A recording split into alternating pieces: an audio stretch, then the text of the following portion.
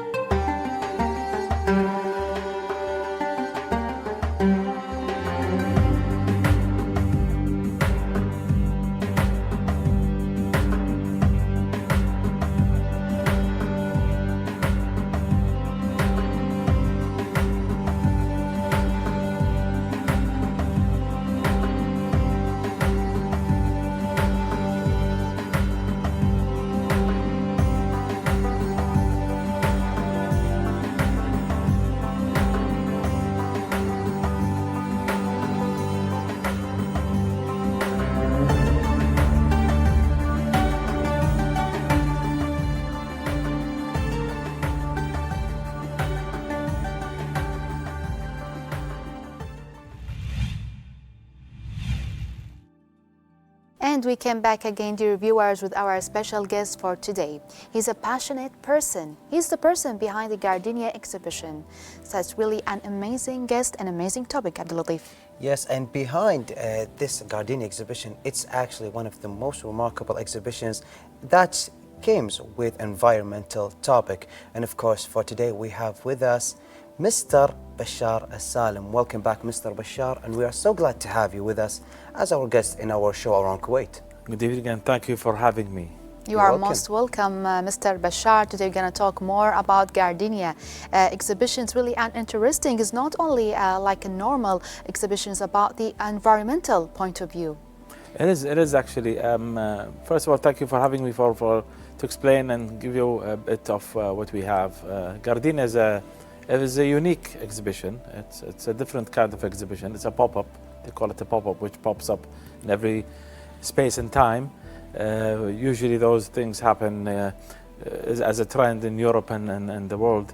And now we have them in Kuwait. And this is a very unique kind of a pop-up, which actually represents outdoor living, greenery, environment aspects.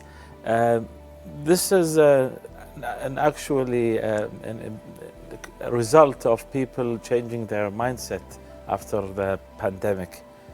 A lot of people changed their mindset after having closed doors and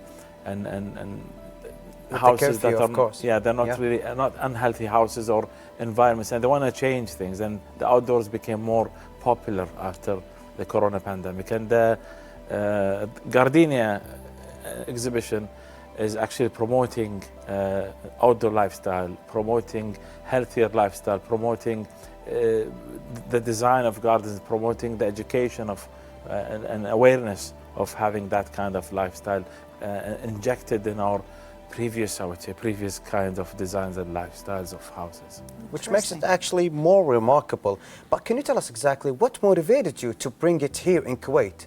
You told us that it came after the pandemic, when people having with the curfew, closed door, everyone was actually suffering with depression because of that.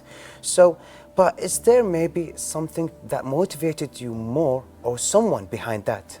Well, actually, yes. I was motivated. I was visiting the UK, and I stumbled upon a space that was underneath a basement of a famous department store there, and during the pandemic and the crisis, they transformed that space into a lively kind of a workshop using very minimalistic materials. And coming back to Kuwait here, visiting one of the major, would say, furniture malls in Kuwait, they had a basement that was totally empty. It was nothing. It was a dark spot, cold. Open space. It was open space with a high ceiling, if you can imagine. There was nothing. It was just a basement, a dark basement. During the summer times, it was cold, it was cooler. And I thought this is a nice environment if it would be recreated into something different.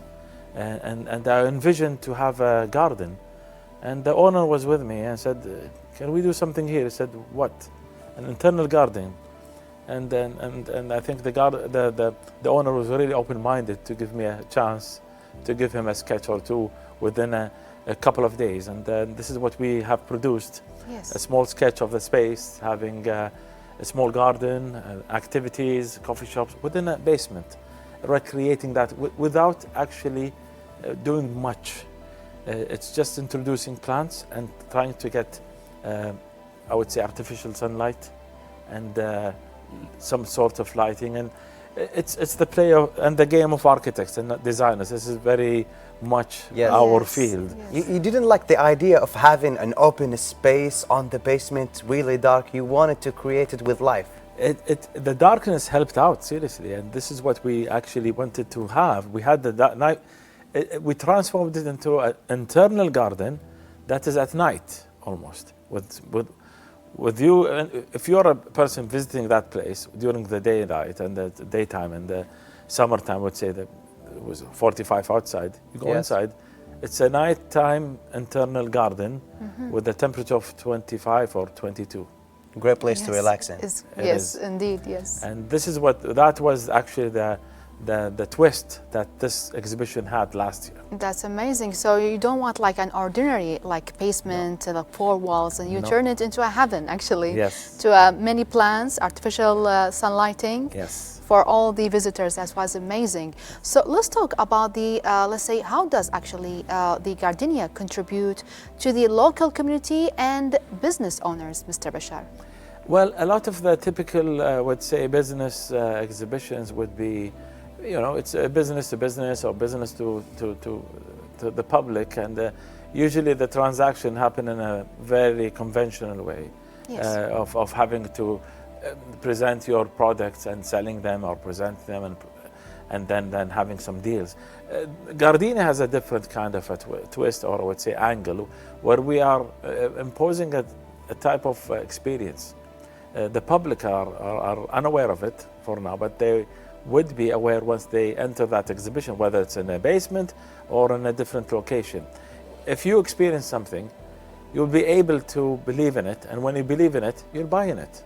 So basically it's a marketing stunt, I would say, to get everybody enjoying the place, aware of what's happening, whether it's a message of having green and environmental exhibits of landscape designed by famous nurseries in Kuwait, or outdoor furniture. This is the type that people want to see. If you see it, use it, you'll buy it. So that actually makes the experience was a little bit different from any other types of exhibition or any types of outdoor activities, especially here in Kuwait, because we're actually on it's a desert coastal country where you can have the experience of the desert and also the sea, but having the experience of living under, let's say, a green space is actually different, that no one can maybe expect to have it here. Is that maybe the idea behind Gardenia exhibition? Because we also have the information that you actually tried to make it, or you made it in more environmental experience. Again, I think after the pandemic, it's not only Kuwait, it's not only the GCC, I think it's a global trend that people wanted to live outside, everyone. Exactly, because we are sick of the indoor spaces. It was the lockdown that killed people, basically killed them psychologically, wanting to be outside. And this is actually a trend everywhere. I mean, if you go to Europe, the northern European countries, most of them are buying houses in the south of Spain now. They're lifting all the money because they wanted to have a pleasant environment, have to have outdoors. So the whole global economy is shifting due to the pandemic in good ways, and some aspects good ways, and part of it is having those outdoor areas. We have a very harsh climate in Kuwait, nevertheless, but we have some good months like November, that the month we're in, and I think we have to make use of it. It's a very, I would say, stereotypical myth, or it's not a reasonable thing to say that we don't have a good climate and it's always hot or humid. On the year, yes, exactly. We really do have at least 6 to 8 months of good weather. Indeed, indeed, Mr. Bashar. So, Abdullah Salam Cultural Center, why you actually chose such a great place? It's not a choice. I think it was a collaboration. Okay. I thank the guys in managing the Abdullah Salam Center, and it was an invitation to do something there. It was actually a challenging invitation because they came up with this idea, let's try to do this second version of Gardenia in this open space. They have a lot of beautiful outdoor gardens, yes, lighting and water and so on. I said, what am I going to add here? It was very much challenging. I wouldn't be able to do anything. A basement would be fine as a first go. Even though it was challenging for you. It is, but you can transform a basement from a dark spot to a nice heavenly garden. But that is already heavenly garden. Yes. What would we do? And that was the challenge. But we twisted things and we managed to do something different this year. Yes. That's amazing. That's actually what made the message. But can you tell us exactly which types of message that you're trying to aim to convey through having this exhibition that you want to send to the public? I think the main message is to humble down a bit. Most of the exhibitions nowadays, I think, are a bit on the over-exaggerating, expensive, luxurious side of things. Unfortunately, this is actually what reflects with the outdoor and also the indoor initiatives. Yes, it actually hits the pockets of people, and I think people are a bit, with this kind of environment. Under the budget a little bit. And the economies and so on. We want to be targeting everyone. It's a target for everybody to actually make use of the environment. To be humbled down, basically, meaning using local available materials. Yes. Not to have something that is always exported, which is what we do here. You mentioned something really good, which is trying to humble it down a little bit. So can everyone try to have this experience? But before the interview, on talking about humble, you mentioned something really remarkable before you come exactly. You had a little bit of experience trying to help one of the people that contributed with you on this exhibition. Micromanagement, that's what you want to say. As a micromanager, yeah. Micromanagement. Well, try to be humbling down. There is a message behind the whole thing. When I say it's an experience, that's what you guys want to see after we open up that exhibition. But there are so many things behind the scenes. And I was coming to the studio today, and we had an issue regarding one of the exhibitors, and it's a very secure location that we're doing this exhibition. Yes. It's a governmental, and it's a museum, and needs to be secured. You can't have people just walk in any time and any day. And we had different timings. So today we had an issue with a driver going in, and we cannot allow them without the permission or permits. Yes. So instead of having a long call with the team and having a fight over the phone and a conversation to get this guy in, I went out to the gate. You went out? Yeah, because I have permission to go in. I told the driver to move off from the driver's seat. I drove the car inside the exhibition, took all the paintings. It was a paintings, basically. Thank God it was paintings, not furniture. And by myself and the worker, basically, took them off, drove the car back out of the gate of the museum and told them to drive away. Okay. I think I saved 4 hours of negotiating, getting those paintings inside, which is fine. So it's why did you do it? We need to cut on time. I'm short on time. We have an opening because in the 2 days. exhibitors knew that driver won't allow to go inside the exhibition, trying to maybe deploy something. Again, it's an experience. I'm an architect. Doing exhibitions is not my it's not a daily thing that I do. This is the second time that we do it. And the micromanagement is something that nobody wants to do. And we're managing around 35 to 40 companies in different, these are the actual companies that are going to be in this year's edition of Gardenia. They have a lot of people and laborers and so on. And you need to actually adhere that they have different timings and different permissions and so on. And me wanting that deadline to be on the 11th, I need to cut time, so I had to do this kind of work. That's amazing, Mr. Bashar. So speaking about paintings, there were a huge wall painting. We call it Jidariya. Yes. Can you please elaborate more about that amazing, let's say, masterpiece? Well, I think this year's edition of Gardenia is actually going to be a special year.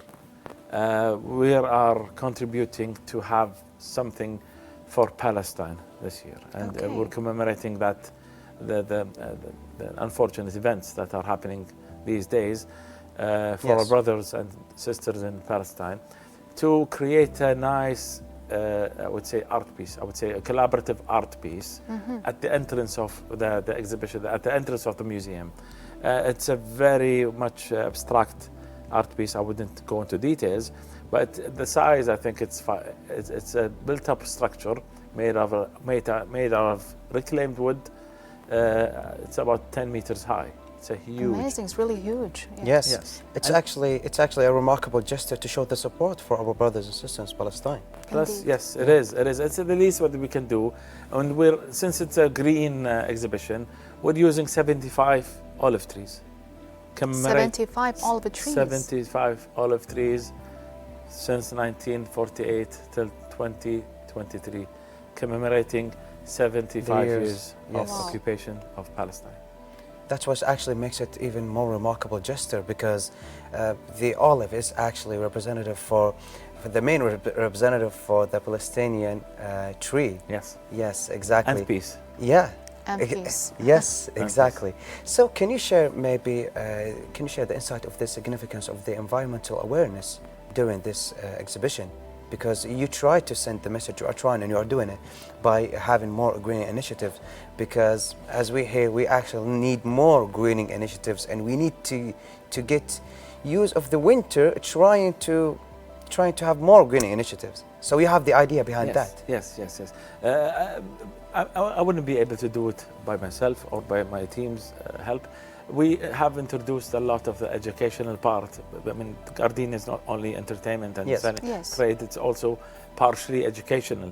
We've got, I think, 12 plus, meaning lecturers and professors talking about different subjects about outdoors, designing gardens, smaller gardens, bio or growing hydro gardens and so on, and workshops for kids and so on. That kind of environment of education and awareness is what we're aiming at. It's a full package of getting people to experience what open the outdoors are, and to taste, because there is some food and some coffee and so on, and to get some information and knowledge about what is going on in the whole world. The whole area, the GCC, are actually promoting green life and trying to I would say reinvent or redesign cities, landscapes with the addition of vegetation and trees and greenery. That's amazing. Actually, I'm curious to know, because it's obvious you are passionate in a green life and environment, and also about the plantation and the plants. What's your favorite plants, actually, Mr. Bashar? You'll be surprised. I don't think it survives well in Kuwait. I love to see a banana tree. Basically, it's not the gardenia, but that would be very hard to grow. And I tried it once and twice, and I failed. But they're not. I mean, overall, a lot of the trees in Kuwait have to be really taken care of. It's a very harsh environment, and even if you have an olive tree or the gardenia is an actually flower shrub that flowers seasonally at I think it flowers in April and produces a beautiful scent. And we selected this. It's just a commemoration of my late mother. That it's something to remember in remembrance of her soul. Yes. It's something that was special to me, and I think this is the story behind getting the name Gardenia in this exhibition. And it actually survives Kuwait's environment, and I had a nice connection, I would say, a good connection with it since my childhood. It's amazing, actually, yes. Well, can you tell us also exactly what impact does Mr. Bashar hope that exhibition have on the Kuwaiti community and also at the local businesses? I think the good thing that we saw last year within the exhibition, I think there was a lot of business and trade within the exhibition itself, which made me happy. Most of the exhibitors, whether they're the main sponsors and main supporters of the exhibition benefited from the actual transaction that happened throughout the year. The public were aware of what's available in the market. The actually greenery and the nurseries and whatever you have it's located in a very different part of Kuwait, and nobody knows if this was existing or not. That exhibition was actually something that showcased a lot of the Kuwaiti and the local companies. And both sides benefited, the public and the companies. And I was happy to see a lot of them saying and telling me that we still have projects since last year, and we'd like to join in this year because we had benefited from it. Well, that's remarkable. Yes. That's remarkable. Actually, we have to admit that we are so proud of you, architect Bashar Salim. It's really great to have such a huge, actually, project here in Kuwait that really entertain our citizens and residents. Best of luck for you. Thank you. Thank you very much. Well, that's actually really remarkable. Can you also tell us about if there's any future plans? Future plan, this is a rotating exhibition. We're not talking again as a typical exhibition. I could see this happening in different seasons, hiring different times of year and vegetation of different times, and trying to really be fighting back the conditions, the harsh conditions. I could see this traveling around, whether it's Kuwait or whether to the neighboring countries, and it's like a message. It's like a, I wouldn't call it a circus. It could look like a circus of companies and exhibitors and participants that could go from area to area, trying to spread the word of outdoor living. That's really amazing, actually, Abdulatif. It is. But of course, we have more and more questions, but we have the short break, and we'll be back after. So for your viewers, stay tuned and we'll be back.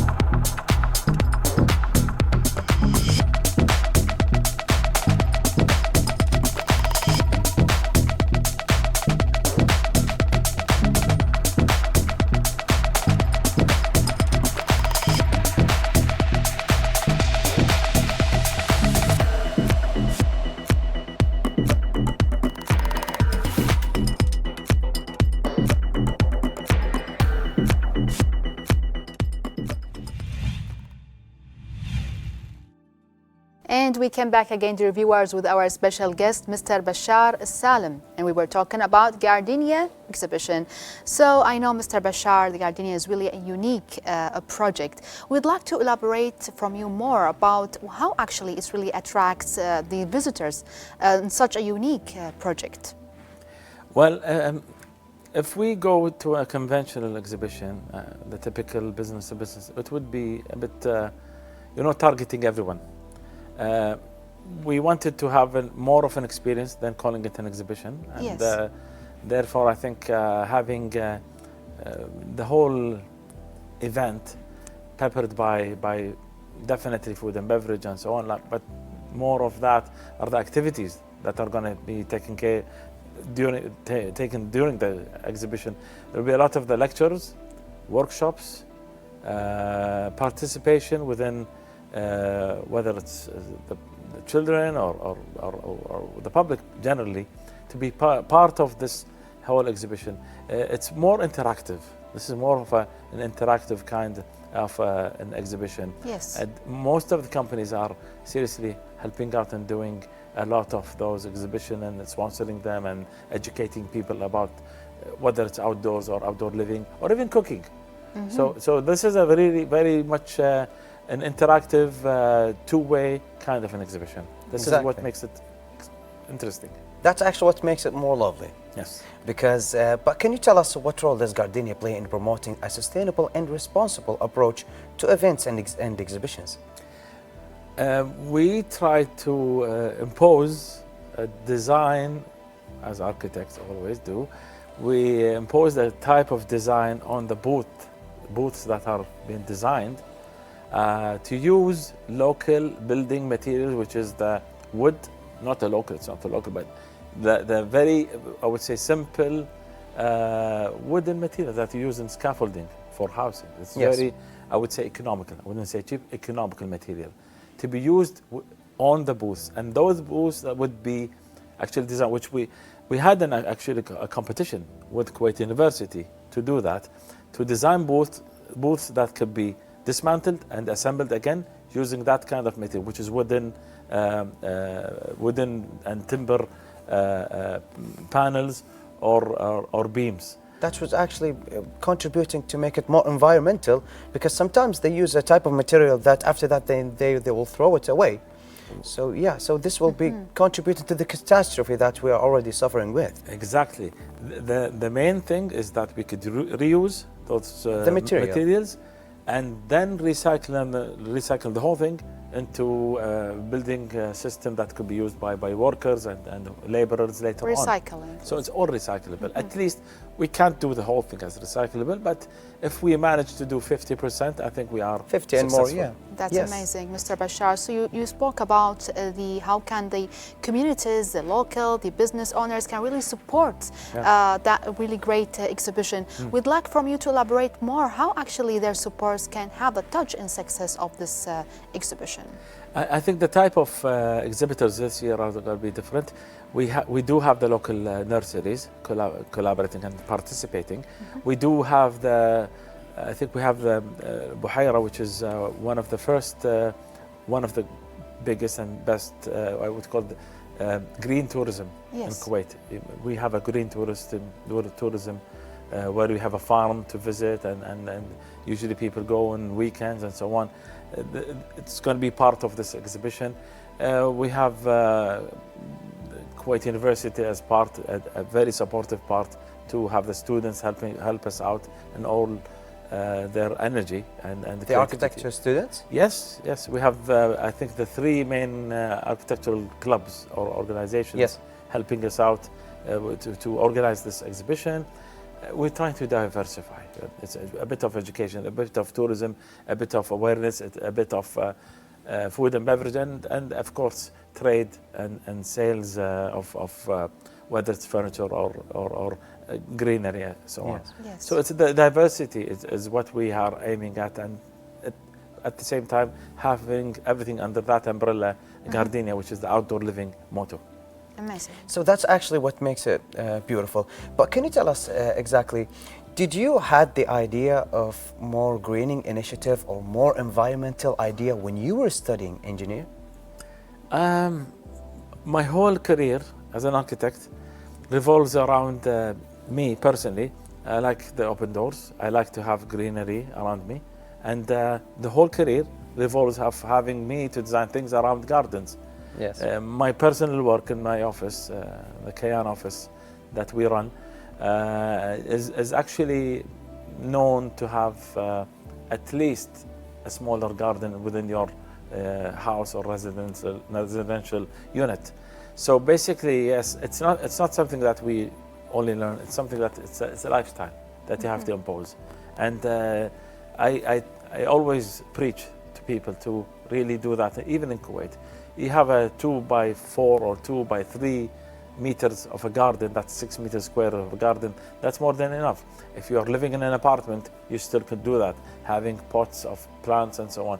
Green is really helpful. It's a healthy kind of lifestyle. It's positive energy to you, and it makes a difference when you live in an organic, green environment, and you have a closed door, sterilized, boring Yes, because we have the, let's say, most of the Kuwaiti life actually living inside the house, whether in the offices, in the homes, even in the malls. Exactly. But once we have the exhibition, the green exhibition is really unique, and as you mentioned, it's really a healthy lifestyle, let's say, or healthy atmosphere for all the visitors. So is there any specific message or, let's say, a theme that the Gardenia exhibition conveys to its audience? Enjoy the outdoors. There's a few months in the year. It's nice. Go up, go out, go out. Picnics. It's going to be a nice time to enjoy the desert. Hopefully we'll have some good rain this year. And I think gardens, planting, flowers is a lifestyle, a good positive energy, and a change in the mood. Wow, it's really indeed a positive message, Abdulatif. It is, and it's actually something that we need here in Kuwait. We Yes, need more greening definitely. spaces, more greening initiatives, because it is remarkable. Thanks to you, Mr. Bashar, to this remarkable journey with Guardian Exhibition. It is actually one of the most extraordinary ideas.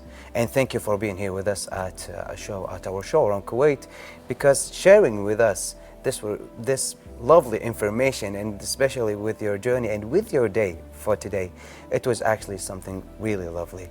And for you, our viewers, with that, we will be back after this report.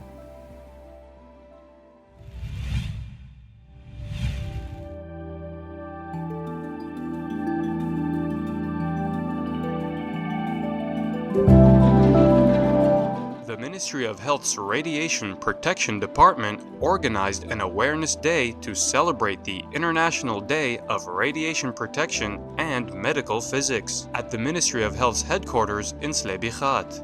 Each year, the Ministry of Health, represented by the Radiation Protection Department, marks this occasion to raise awareness about the risks of radiation exposure. They distribute informative pamphlets and brochures about radiation sources, types, and how to protect oneself from it. This year's Awareness Day covers various educational levels. It includes raising awareness about radiation and how to stay protected, highlighting the significance of medical and radiation physics as well as their fields, emphasizing the importance of radiation protection management and the services offered to healthcare employees, industrial facilities, private hospitals, and more. Such initiatives play a crucial role in educating the public and professionals about the potential dangers of radiation exposure while stressing the importance of safe practices and radiation protection.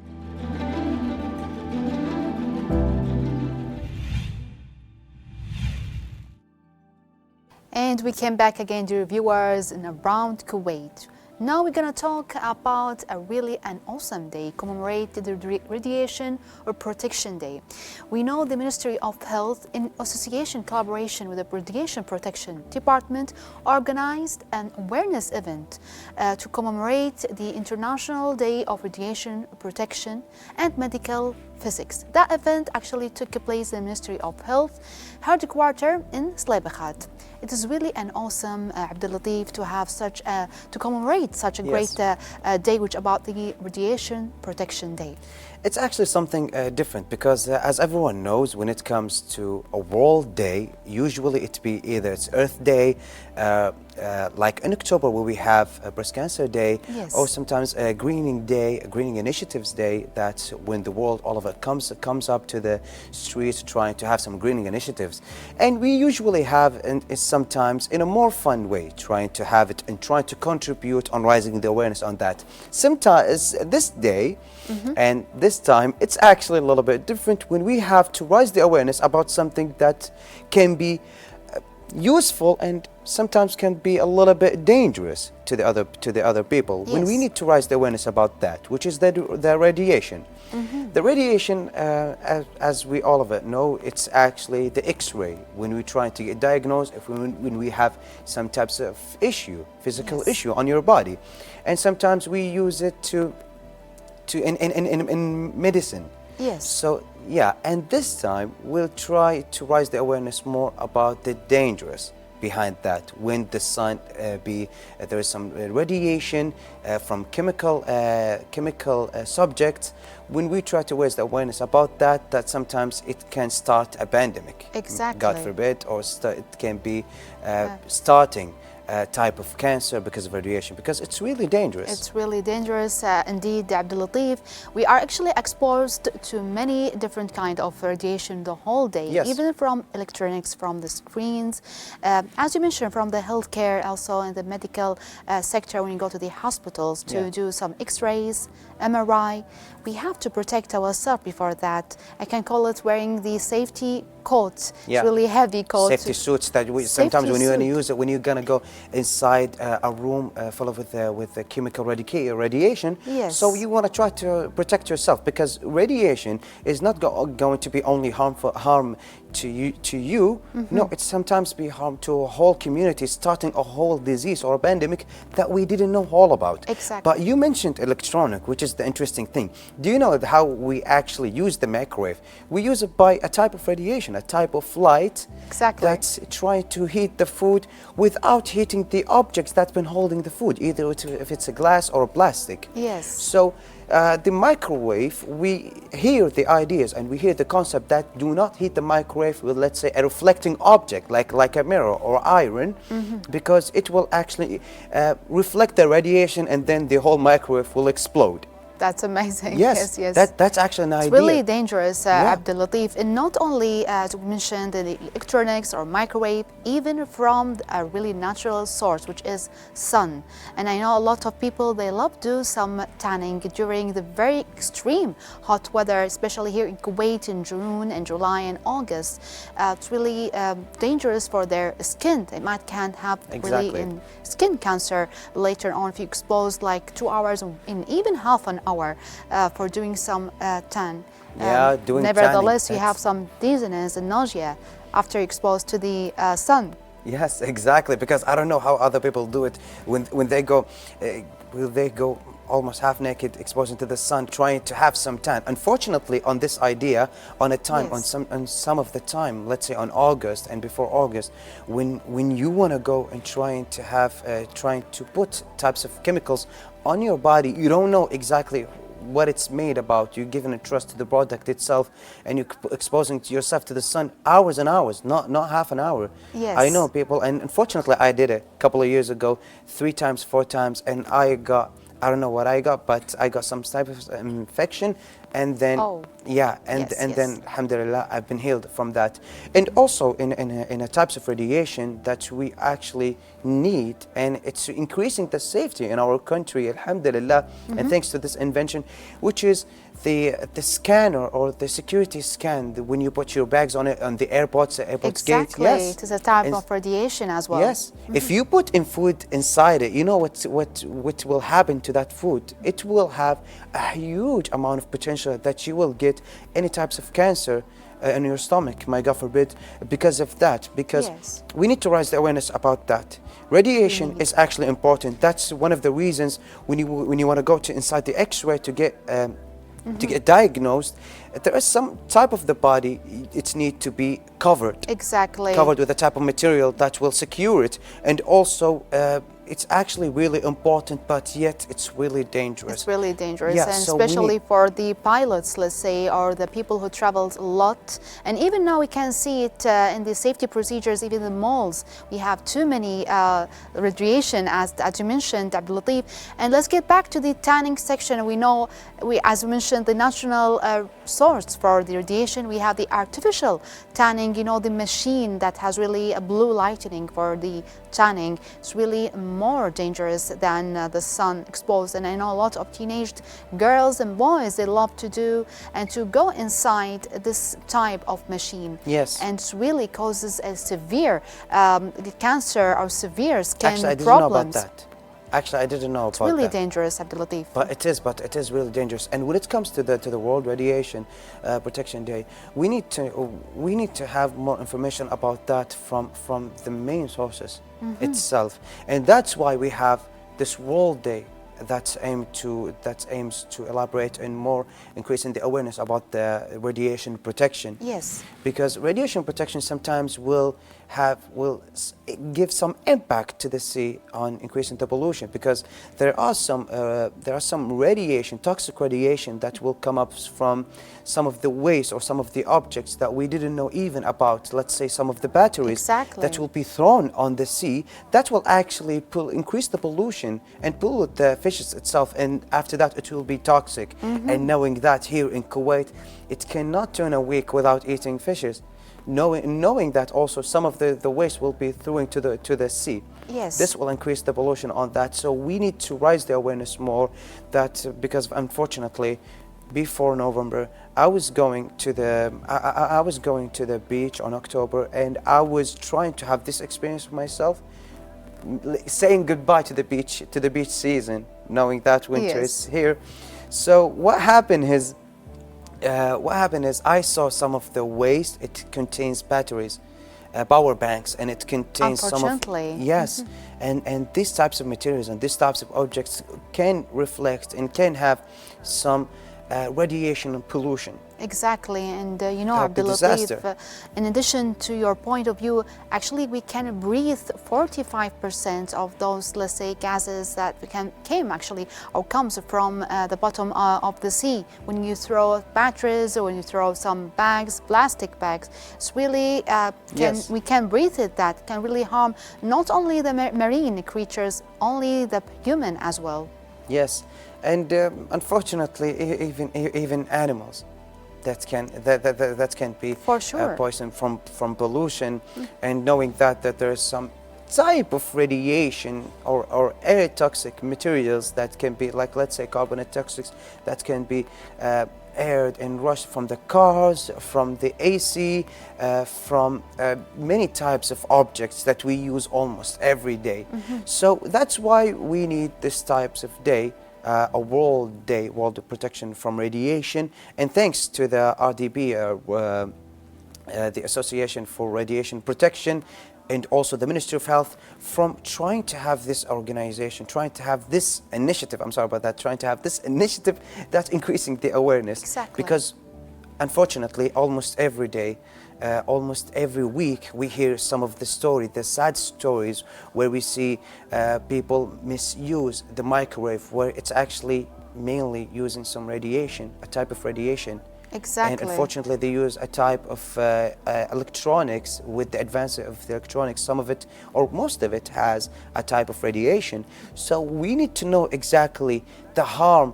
Radiation comes from what and from where, so we can prevent it. So we can prevent it, Yeah. for sure, Abdul Latif. That's why it's really important to have to commemorate such a great day, how to prevent, as you mentioned, Abdul Latif, how to prevent the type of sources, where it actually they come from. Yes. And actually, first the sun, for example, if I want to protect myself, I have to put a sunblock. It is a type of a prevention. Not all of it is actually safe. You need And to know all that. of it, actually, it's for 55% and more. You can put like a sunblock in your whole skin, not only in your face, even your neck, in your hands, because we are actually driving for long hours and we can exposed for the sun, especially in the middle of the afternoon in the really extreme hot Kuwait. Exactly. And I need to say one last thing. I realize that every year our lovely government comes with even more and more initiatives that increase either the safety, either increasing the portion of drugs, even in the hospitals. Every year it comes with even new rules and new ways to prevent any types of danger at any residence here in Kuwait. That's what makes it even more remarkable. And I just wanted to say thank you to the Association of Radiation Protection, and also to the Ministry of Health of having these types of initiative. And after this segment has been ended, we need to conclude, and in a conclusion, have a little bit of faster brief of what we have for today. For sure, Abdul Yeah. Latif. It was really an awesome episode. We had Mr. Bashar Salam. We've talked about the Gardenia exhibition. He encouraged me Remarkable and you exhibition. Yeah. about to visit the exhibition. Are you going to visit? I'm going to visit for sure. I'm going to go to it, definitely, because it is a remarkable exhibition. Remarkable, exactly, because we need some greens. It's really and also for our mental health. It's really for meditation actually as well. So speaking about Mr. Bashar Salam, we moved on to the radiation for sure prevention, protection actually. Yes, the radiation protection. That's this initiative that's been set in the occasion of World Radiation Protection Day. Yes. The Ministry of Health and also the Radiation Protection Department had this initiative trying to increase the awareness about the radiation protection and how do we protect ourselves from the harm side of it. This is actually a remarkable topics that we discussed about, a remarkable guest that we had. We were so pleasant. We are so happy to have them as a guest for today. And with that, our episode has come to an end. So for you, our viewers, we hope that this episode pleasant for you. And of course, with every day, there will going to be even a new topic. We will see you for tomorrow, and goodbye for now. Goodbye for now.